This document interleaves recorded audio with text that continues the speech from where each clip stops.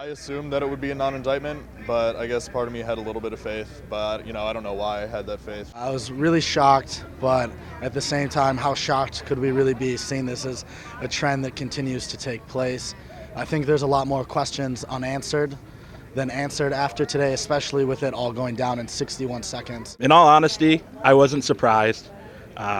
This has been happening for a very long time, especially within the last 2-3 years. We've seen this issue happen more than ever. I think for plenty of people in the community, it was to be expected. I think given kind of what's been going on nationally, we see that there's not a precedent set for what a lot of folks would consider justice, and so in that way, I'm not really surprised.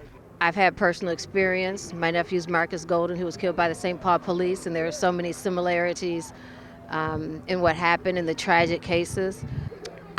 I'm angered. I'm not surprised. I think it happens all too often here in Minneapolis, in St. Paul, and across the country. And it's time for something to really change. I think that the next steps are kind of approaching everything in the most peaceful way possible and making people understand what's actually going on. And I think the only way that we can do that is by making other people who oppose the Black Lives Matter movement and everybody who supports the Black Lives movement, making them understand that they're heard and making them understand that these issues aren't something that we can just disregard like we've been doing. We got to start caring about ourselves as black people. That's where it starts.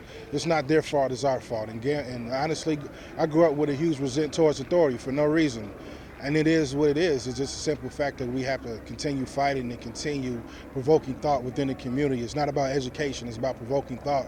Because when you educate somebody, you're teaching them what to think. By provoking thought, you're teaching somebody how to think. I think it's working with a lot of local government officials too, and kind of moving stuff at the city and seeing more of an implementation of body cams, changing the practices within the police department, and trying to regain trust within the community is, I think, the number one issue right now. There's a lot of distrust.